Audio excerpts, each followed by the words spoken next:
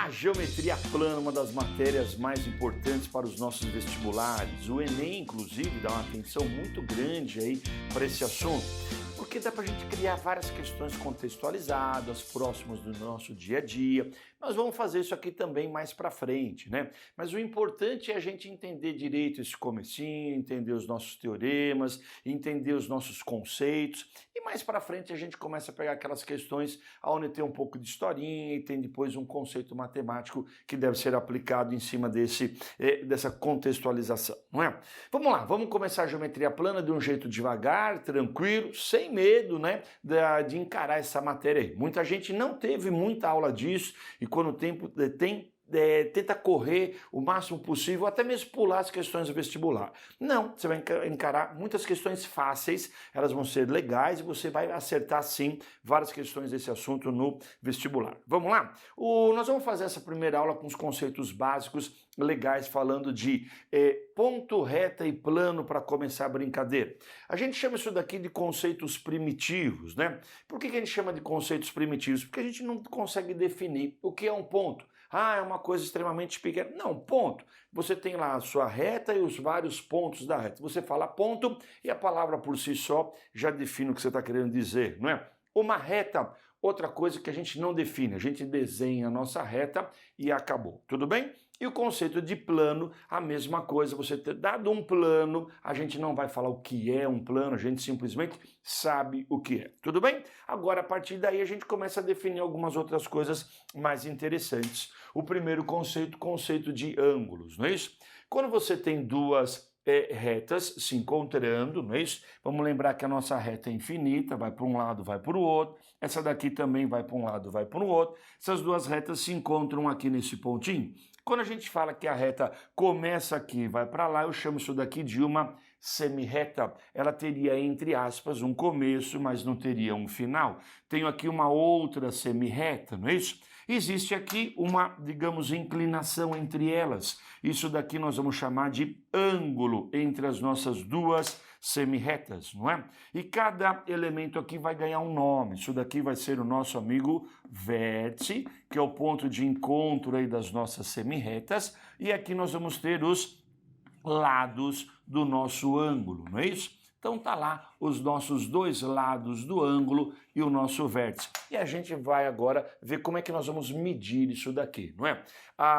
O nosso ângulo normalmente é medido na nossa unidade preferida, que seria graus. A gente pode trabalhar também com uma unidade chamada grados, muito pouco utilizada aqui por nós, tá? E uma outra terceira unidade importante chamada radianos. Radianos vai ter a sua importância, não vamos dar atenção para essa unidade hoje. Nós vamos trabalhar com a unidade graus e vamos trabalhar com ângulos legais aí, não é? Os nossos ângulos que a gente tem, que são importantes para a gente começar a brincadeira, seriam os nossos ângulos reto, né? O que seria esse ângulo reto?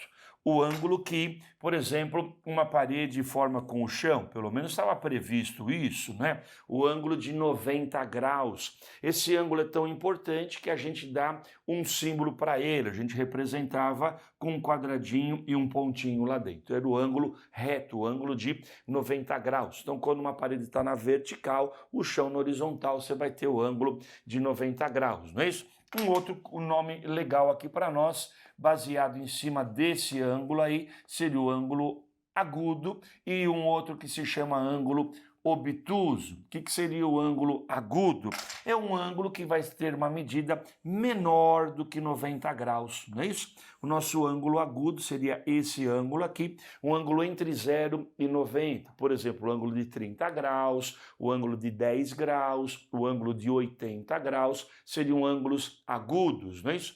E o ângulo obtuso, por sua vez, é um ângulo que fica localizado, ele é maior do que 90 graus, e ele é menor do que 180. 180 seria meia volta, não é? Então ele não chega a completar meia volta, mas ele é maior do que o 90. Então seria o ângulo de 100 graus, o ângulo de 120, não é isso? Beleza? Então tá aí alguns nomes importantes que nós vamos utilizar mais para frente. Vamos falar agora de posições entre as nossas semirretas e como é que pode se comportar os ângulos. Vamos lá? Tem algumas posições importantes que os ângulos podem aparecer. Vamos analisar cada uma delas aqui agora, né?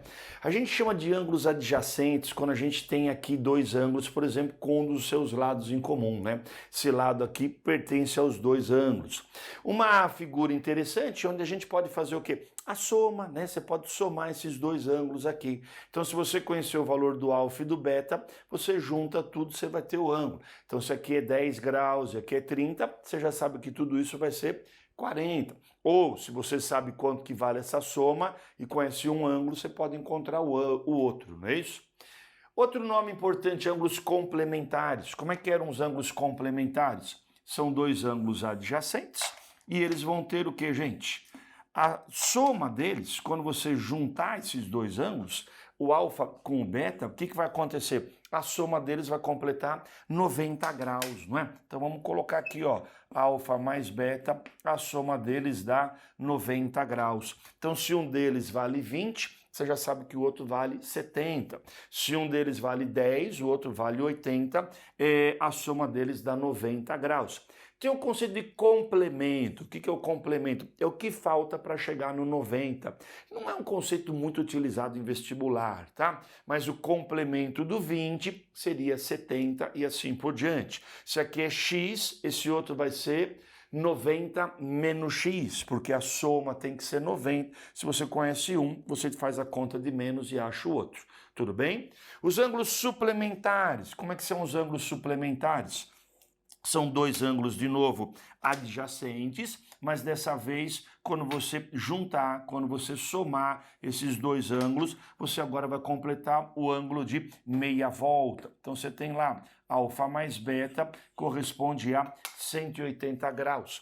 Então, se esse daqui vale 80, esse outro vai valer 100. Se esse aqui é 60, o outro é 120, não é? Do mesmo jeito que eu falei do complemento, existe o suplemento. É o que falta para chegar no 180. Então, se aqui vale x, esse outro vai ser 180 menos x. Tudo bem?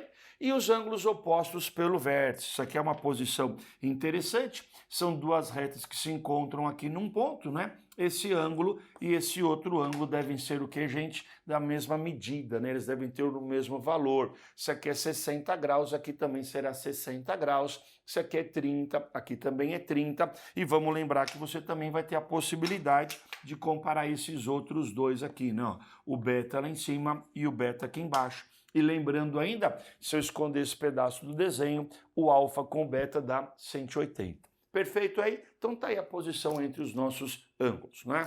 Vamos fazer alguns exemplos, porque eu acho que a teoria é legal, a gente olha, entende, mas é legal a gente praticar aqui também, não é? Eu olho para uma figura dessa e o que eu estou identificando aqui? Opa, estou identificando dois ângulos adjacentes e a soma deles vai dar quanto? Está completando meia volta, não é? Como é que a gente traduz isso para alguma coisa mais razoável? Ué, só a gente escrever uma equação. O amarelo mais o laranja tem que dar 180. Vamos escrever isso? Vamos lá, então. Somando esses dois ângulos, nós vamos ter o quê? 180 graus. Conclusão. Acabamos de montar aqui uma equação, certo? E aí ficou uma equação do primeiro grau. 3x com 2x, isso daí vai dar quanto? 5x. Aqui vai ficar quanto? O 25, né? Isso passa lá para o outro lado. Isso daí vai dar quanto? Dá 155, é isso mesmo? Beleza, beleza? Aí ou não, tá? Passa para lá, 170, 155. Passa o 5 dividindo, isso daí vai dar quanto? 31 graus. É isso? Tudo bem? Assim você encontra aqui o seu valor do x. Perfeito?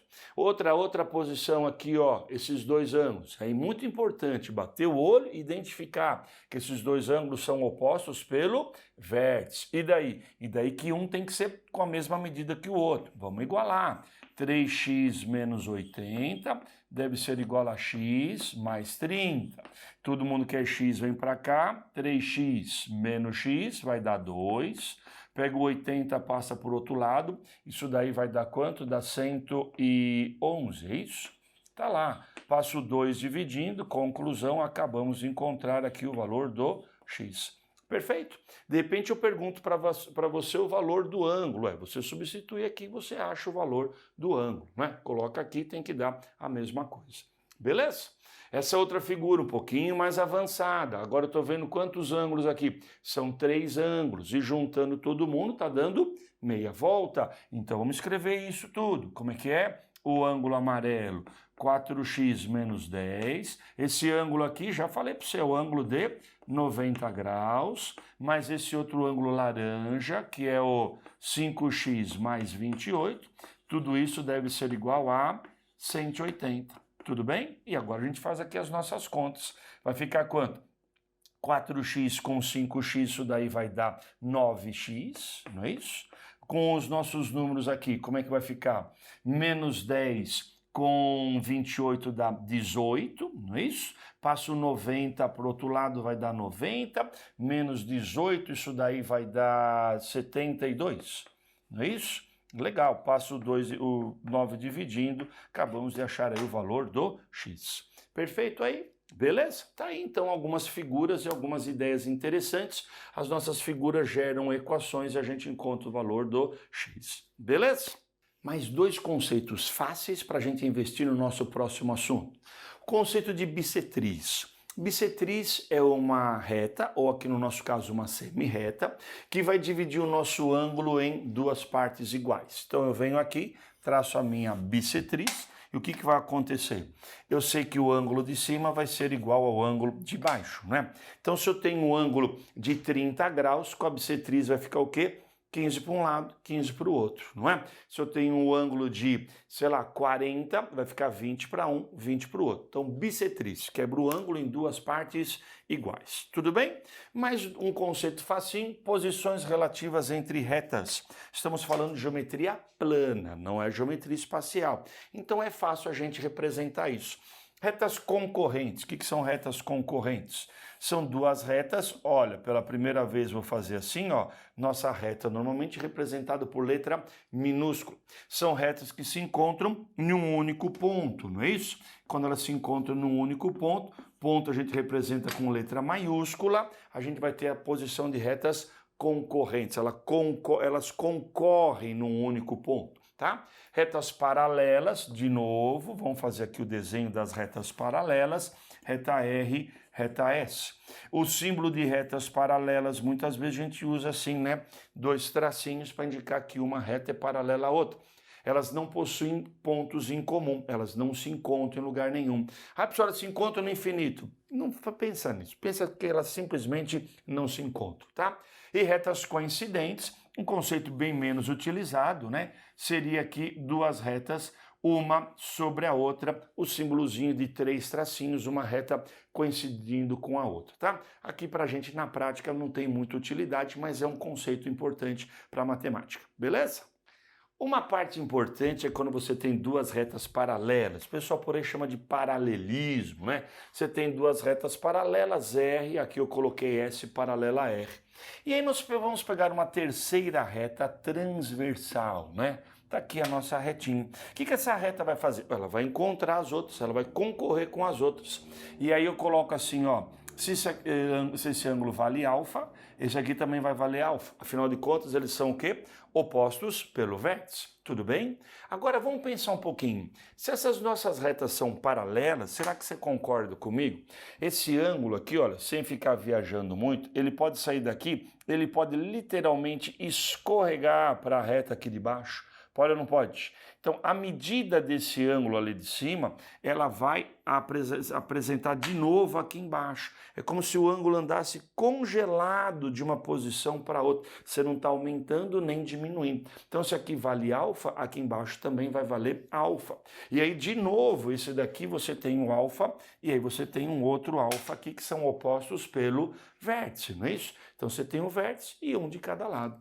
Tudo bem? Legal. Então, essa situação ela é muito importante, ela vai aparecer com bastante frequência nas nossas figuras, né? Agora aqui, o que vai acontecer? Então, eu já falei uma coisa para você, o ângulo está aqui, ele escorrega lá para baixo. Cuidado que isso só pode ser feito quando as retas forem paralelas. Outra coisa legal que a gente pode fazer aqui também é o seguinte, observe que a gente tem nas retas paralelas um teorema interessante aqui, ó. A gente vai chamar isso aqui de Teorema do Zorro, né? Por motivos óbvios, o nosso ângulo que está lá em cima, ele pode dar uma zanzadinha, ele sai lá de cima e vai parar aqui embaixo. É um deslocamento dos nossos ângulos entre as retas paralelas. Isso é importante porque, às vezes, na minha figura, eu tenho um monte de ângulo num canto, tenho um monte de ângulo no outro, o ideal é que eles se aproximem uns dos outros para a gente poder equacionar, para a gente poder interagir uns com os outros. Tudo bem? Então, eu estou vendo isso. Duas regras importantes, então, a minha escorregada entre as retas paralelas e o teorema do Zorro, entre retas paralelas. Então eu olho para esse meu primeiro exemplo aqui, o que eu estou enxergando? De novo, são duas retas paralelas, R, e aqui embaixo eu tenho S, a gente normalmente escreve assim, as duas retas paralelas, e o que eu acabei de falar para você? O teorema do Zorro. Verifique que um ângulo está lá em cima e o outro ângulo está aqui embaixo. Não é uma posição confortável para a gente. Então o que eu vou fazer? Vou pensar em deslocar um de lá de cima aqui para baixo. Mas quando eu aplico o teorema do Zorro, eles não ficam na mesma posição aqui, ó? Sim. Então eu já posso o quê? Igualar. Esse ângulo lá de cima deve ser igualzinho a esse outro. Então 4x deve ser igual a 60. Passa esse 4 dividindo, conclusão, nosso x aqui deve ser 15 graus. Beleza? Tudo bem aí? Outra possibilidade para o mesmo exercício, esse 60 pode escorregar lá para cima, então você vai ter aqui o ângulo de 60 graus, e aqui eles vão ser o que? Opostos pelo vértice. Então também você tem lá dois ângulos iguaizinhos, como eu acabei de falar, ou o teorema do Zorro ou a escorregada do ângulo. Perfeito? Esse daqui é a mesma coisa. Vamos lá. Ou o teorema do Zorro, ou eu escorrego o ângulo, porque veja, tá um lá em cima, um aqui embaixo, né? O que nós vamos fazer? Vamos aplicar de novo o tal do Zorro? Olha lá, ó. Ah, professor, mas isso daí não é um Z. Você entendeu, né? Você entendeu, não sacrifica. Olha lá, ó. Aqui você tá vendo que é o 2x e o ângulo daquela zanzadinha vem parar aqui em cima, né? Você que tem dificuldade, faz assim com a cabeça, olha lá, você está vendo que aqui está dando o quê? Meia volta. Se deu meia volta, conclusão, a soma desses dois valores, 4x menos 30 com 2x, isso tudo deve ser igual a 180. Portanto, nós vamos ficar com 6x, passa esse 30 para o outro lado, vai dar quanto? 210, é isso? Perfeito? Quanto que dá aí? Dividindo aí 210 por 6, isso daí vai dar 35 graus, é isso mesmo? Perfeito aí? Tudo bem aí, gente? Beleza? Então tá aí. Vamos fazer mais um exemplo um pouquinho mais difícil envolvendo o mesmo assunto aqui? Mais um último exemplo agora um pouco mais difícil. Estou novamente aqui com duas retas paralelas, temos um ângulo lá em cima e um outro aqui embaixo. Usando aquela mesma técnica, a gente não está gostando da posição dos ângulos que está um distante do outro. Vamos aproximar mais esses ângulos aí, não é? Agora aqui eu tenho uma ideia interessante. Veja só, para a gente poder aproximar um do outro, a primeira ideia que eu tenho é, meu x está aqui no meio, né? Vamos passar uma terceira reta paralela a essas outras duas. Perceba que quando essa reta aqui fica paralela a uma, com certeza vai ser paralela a outra também, não é? Não estou demonstrando nem forçando muito em cima disso daí, não é? Então temos uma reta M paralela às outras duas. Vai passar bem aqui no meio? Não sei. Pode ser que sim, pode ser que não. Ah, professor, mas parece que passa no meio. Não sei. Só vou poder afirmar isso se realmente o exercício me falar ou se eu concluir isso no meio das minhas operações, não é? Qual é a vantagem de passar essa reta a mais, essa reta auxiliar? Agora eu continuo aplicando as minhas ideias anteriores. Veja o teorema do Zorro aqui de novo, ó. Mais uma vez o nosso ângulo dando aquela zanzadinha, olha lá, ó. 45 graus é transportado para essa posição e a mesma coisa vai acontecer para esse 55 aqui, ó. Sai daqui e vem parar aqui em cima. Todo mundo concorda aí comigo? Olha lá, ó, desse daqui vem parar aqui em cima. Lembra onde que era a posição do meu ângulo X? Não era esse aqui que era o X? Olha lá, são dois ângulos o quê?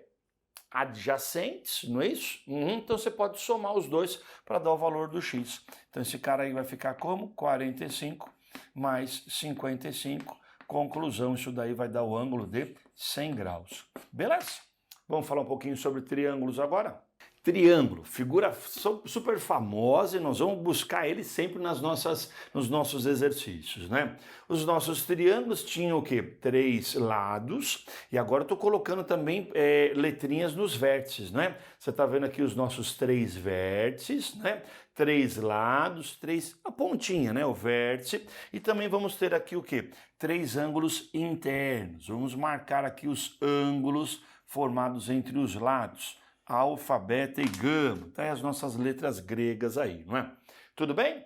Legal. E aí, então, o que a gente tem de interessante aqui, ó? Existe um teorema na geometria que diz que a soma dos ângulos internos de qualquer triângulo vai sempre ser igual a quanto? 180 graus. Não importa o desenho que você tem. Se eu tiver um triângulo grande, pequeno, fininho, baixinho, a soma dos ângulos internos dá sempre quanto? 180 graus, né? Uma demonstração super rápida disso, né? Se você tem um triângulo assim, o que acontece? Você traçando aqui, ó, uma reta paralela a esse lado aqui de baixo, esse ângulo que eu marquei como alfa, usando o teorema do Zorro, pode ser transportado lá para cima, não é? Esse outro ângulo que eu marquei aqui como gama também pode ser transportado lá para cima através do teorema do Zorro. E aqui nessa posição eu tinha quem? O beta, não é isso? Olha lá, ó, se eu juntar os 3, o que vai acontecer? Você vai ter os 180 graus, né? Então, em qualquer triângulo, você sempre vai ter essa soma aí, a soma dos ângulos internos dá 180. Quer dizer que se eu conhecer 2, eu já consigo calcular também o valor do terceiro, né? Alguns triângulos especiais aí pra gente, né? Tinha um triângulo legal que se chamava triângulo equilátero, né? O que o triângulo equilátero tinha de interessante? O triângulo equilátero tinha os 3 lados iguais, né? Se ele tem os 3 lados iguais, ele vai ter uma propriedade também a respeito dos ângulos, né? Eu costumo marcar na geometria assim, né? Quando os lados são iguais, eu faço uma marquinha para me orientar no meio do desenho. Com os 3 lados iguais, nós vamos ter 3 ângulos que também devem ter o quê? A mesma medida. Como a soma deles tem que ser 180, quanto que vai sobrar para cada um deles? 60 graus. Então seria 60, 60, 60. É uma figura importante e aparece bastante. E ninguém te avisa que o ângulo é de 60 graus no triângulo equilátero, tá? Outro triângulo importante para a gente é o chamado triângulo isósceles, não é? O que vai ter de legal nesse triângulo? O triângulo isósceles era aquele que deveria possuir o quê? Dois lados iguais. Então vamos fazer marquinha aqui nesses 2 lados. E aí então, conclusão, se eu tenho 2 lados iguais, usando o mesmo raciocínio que eu tinha aqui, eu vou ter que ter 2 ângulos iguais. Esses 2 lados são iguais, consequentemente esses 2 ângulos também devem ser iguais, não é? Para não fazer confusão em qual é o lado que é igual, qual que é o ângulo que é igual, sugiro você guardar assim, né? Você está vendo aqui, ó, são as 2 pernas iguais e no final das 2 pernas você está vendo os 2 pezinhos. Esses 2 pezinhos devem ser iguais. Lembrando que o pé está sempre lá no final da perna, né? Faz sentido isso. Tudo bem aí? E nós temos ainda um terceiro triângulo chamado triângulo escaleno, né? Como é que era o triângulo escaleno? Esse triângulo é aquele triângulo que tem todos os lados diferentes. Se ele tem todos os lados diferentes, todos os ângulos também serão diferentes. Perfeito? Então tá aí os nossos tipos de triângulo olhando para os lados, né? Se você tem todos iguais, só 2 iguais ou todos eles diferentes. Tudo bem? Legal. Tá aí, então vamos fazer uns exercícios explorando um pouquinho melhor essas nossas ideias? Vamos lá, 3 exemplos para a gente praticar as coisas que eu te falei. Olha lá, meu triângulo, né? Os 3 ângulos internos, como que tinha que dar a soma deles mesmo? 180 graus. Então vamos lá, será que a gente pode fazer de cabeça isso? A soma desses 3 aqui tem que dar 180? Esse com esse está dando quanto? 110. Quanto falta para o 180? Opa, lá em cima tem que ser quanto? 70 graus. Você concorda aí comigo ou não? Certo? Para a gente poder fechar os 180, não é? Esse daqui também, olha quem apareceu aqui, o ângulo de 90 graus, não é isso? Então, peraí, a soma aqui precisava dar 180, esse guloso já pegou para ele 90. Quanto que sobrou para os outros 2? 90 graus. Então, peraí, esse com esse tem que dar 90. Se esse aqui é 30, quanto que sobrou para o outro? Ué, 60 graus. Você concorda aí comigo ou não? Pronto. Se você achar mais fácil montar a equação, se você não consegue fazer a conta de cabeça, escreve, não tem problema nenhum, não é?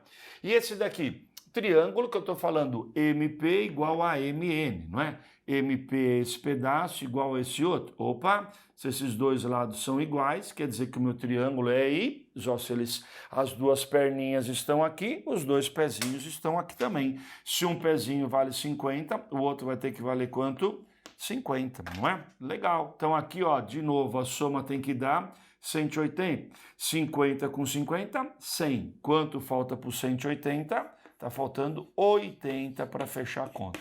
Tudo bem? Tá aí então 3 exemplos básicos para você. Falei agora há pouco que tinha o triângulo equilátero, o isósceles e o escaleno. Essa classificação é baseada olhando para os lados. Agora a gente pode olhar para os ângulos. Você já lembra que tinha o nome do triângulo retângulo. Triângulo retângulo era aquele triângulo que tinha o quê? Um ângulo reto, o ângulo de 90 graus lá dentro dele, não é? Agora, aproveitando, nós temos um triângulo chamado acutângulo, né? Esse nome acutângulo tem a ver com o quê, gente? Com os ângulos agudos, né? Então, os 3 ângulos que nós vamos ter aqui, ó, o que vai acontecer? Eles devem ser ângulos agudos. O que era ângulo agudo? Entre o 0 e o 90 graus, não é isso? Tudo bem? Então você tem os 3 aqui, lembrando que a soma dá sempre 180. E por último, um triângulo estranho, chamado obtusângulo, né? Você deve então associar a presença de um ângulo obtuso. Como a soma é 180, só um ângulo pode passar dos 90, né? Se tivesse 2, a soma passaria dos 180. Então, você vai ter um ângulo obtuso dentro do obtusângulo. Tudo bem? Então, é uma classificação olhando agora para os ângulos. Falando em ângulo, ainda temos um conceito interessante aqui para mostrar para você. O ângulo externo. O que é o ângulo externo? Eu falei aqui dos ângulos internos do triângulo, né? Isso aqui são os ângulos internos. Em cada vértice, você vai ter também o que a gente chama de ângulo externo. Agora, presta atenção que eu vou construir o ângulo externo.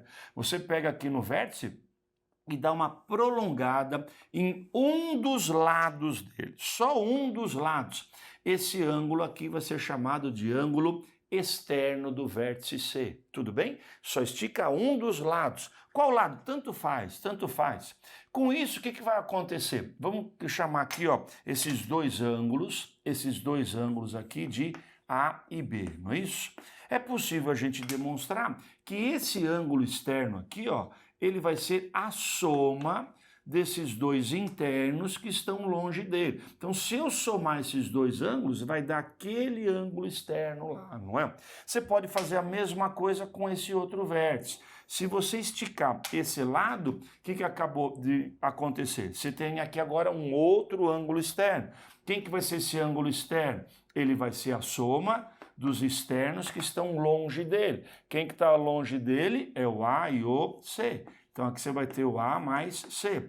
Perceba que quando você junta esses 3 aqui, ó, vai dar quanto? Os 180 graus, porque eles completam meia volta. Olha lá, ó, juntando esses 3 dá 180, que é justamente o teorema da soma dos ângulos internos. E a mesma coisa vai acontecer lá no vértice A, né? Você prolonga aqui, você vai ter um novo ângulo. Quem que é esse ângulo? É a soma dos dois que estão distantes dele, não é? É o B mais C. Perfeito? Vamos fazer um exemplinho para aplicar isso daqui? Vamos lá, agora usando a ideia do ângulo externo. Aqui, veja, eu conheço esses dois ângulos, não é? E eu queria calcular esse ângulo que está aqui fora. Perceba que eu posso, a partir desses dois ângulos, calcular esse ângulo aqui. Afinal de contas, a soma dos 3 tem que dar 180. Mas eu gostaria de ver você pulando essa parte. Eu gostaria de ver você fazendo o quê?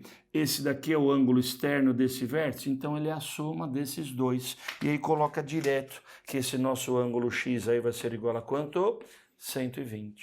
Tudo bem? A maioria não faz assim. A maioria acha esse ângulo para depois achar o outro. Faz assim que você ganha um tempinho precioso, tá? E esse último aqui? Nossa, olha essa figura. Já a casa caiu aí. Por quê? Isso não é um triângulo. Que figura é essa daí? É uma figura que tem 4 lados, portanto isso vai ser um quadrilátero. Não falei de quadrilátero ainda. Como é que nós vamos resolver isso? Moleza. Nós vamos fazer o seguinte, nós vamos pegar esse lado aqui, ó, e nós vamos esticar ele para lá. Se você esticar, o que que acontece? Você quebra a sua figura em 2 triângulos, não é? E assim você consegue trabalhar melhor com essas 2 figuras para tentar achar o valor do x, não é isso?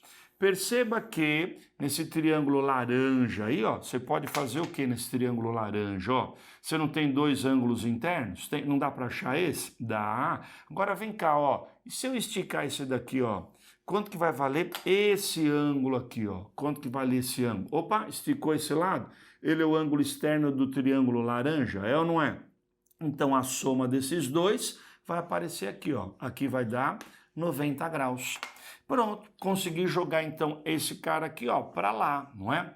E a soma desses 2 vai ser o quê? Esse ângulo x, que por sua vez também é o ângulo externo, dessa vez do azul. Então, o nosso x, a soma desses 2 aqui vai ser igual a quanto? 120. Tá aí a nossa aulinha de triângulo.